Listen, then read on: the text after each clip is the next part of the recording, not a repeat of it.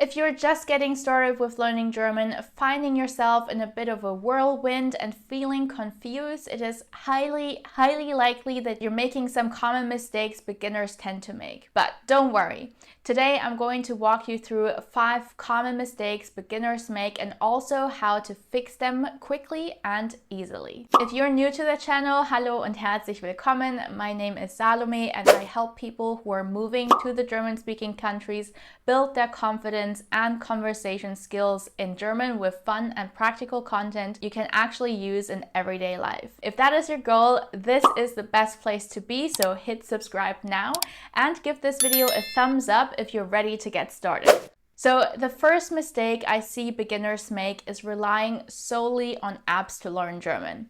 Now, don't get me wrong.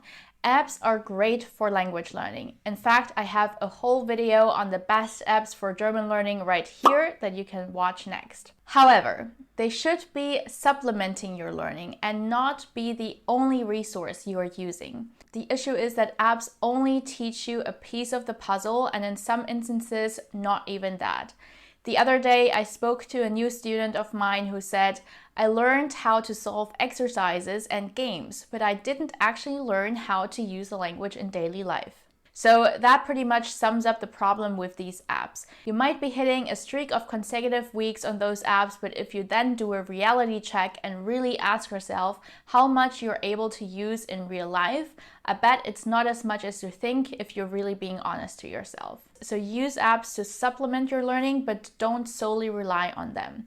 They really should be a small part of your learning journey. Now, the next mistake I see a lot of beginners make is not researching the courses they take properly. There are really 2 main concerns I have with traditional language courses. The first one being that each level is oftentimes split into multiple sub-levels, like for example, the beginner's level, A1, is oftentimes split into A11, A12, and in some cases even A13 and A14. Now, if you're new to language learning, you might sign up for one of these 10 weeks or 12 weeks courses, thinking that you get a basic foundation so that you'd be able to at least get around in daily life. Well, the reality oftentimes is that you only learn a partial level and a friction of what you actually need, and that it's not until you enroll into the rest of the courses that you'll get the full picture, which makes the whole process not only intransparent, but also you waste more time than you probably want to. My second concern is that most courses focus on a set list of grammar that you need to learn. In the beginning stages, those are things like being able to conjugate verbs or understanding the case system in German. And a lot of courses will try to get you there by focusing on grammar drills like filling in the gaps on worksheets so that you're able to pass a test by the end of the course. So my question for you is, do you want to solely be able to answer grammatical questions and pass exams?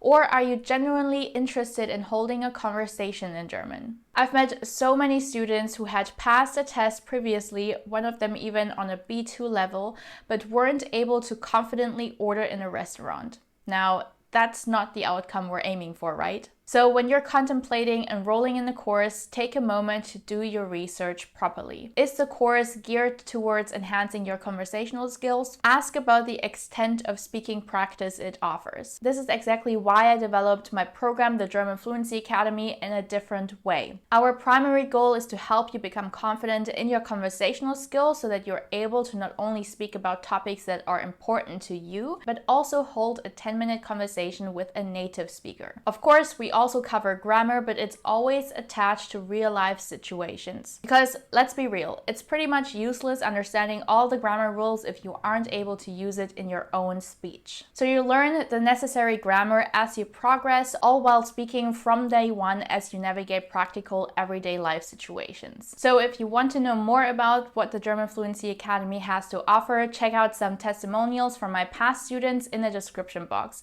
And don't miss the opportunity to join my free training for beginners. The link to register for free is in the description box as well. Another common mistake I see newbies make is to overwhelm themselves with too many words and phrases, trying to memorize all of them, and even worse, sometimes learning them without context. This is probably the worst thing you can do to yourself because it leads to feeling frustrated and wanting to give up. How do I know? Because I used to make exactly that mistake when learning Mandarin. I was on the edge of giving up, and I had already built up such a negative association with the language that it kind of surprises me to this day that I was able to make a turnaround. The clue for me with Mandarin was to switch things up and to learn new words through context, like TV shows, movies, and songs. And for that, I've actually made a whole tutorial on how you can learn German with songs that you can check out here next. Another great way to build your vocabulary through context is in actual conversations with native speakers, which leads me to the next mistake I see beginners often make, which is not getting enough speaking practice right from the beginning.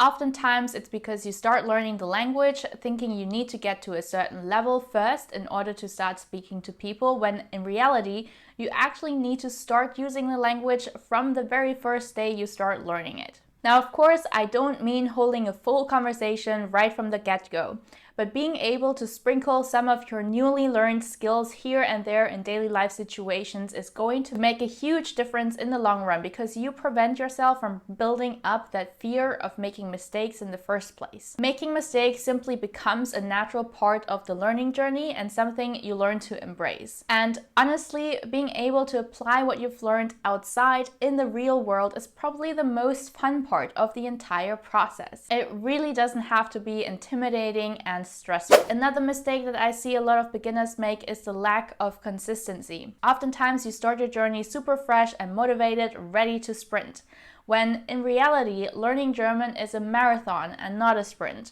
So instead of planning on studying for hours and hours, then not being able to keep up with your study schedule, then feeling frustrated and disappointed in yourself, break it down into short but consistent study sessions. This is going to take you so much further in the long run.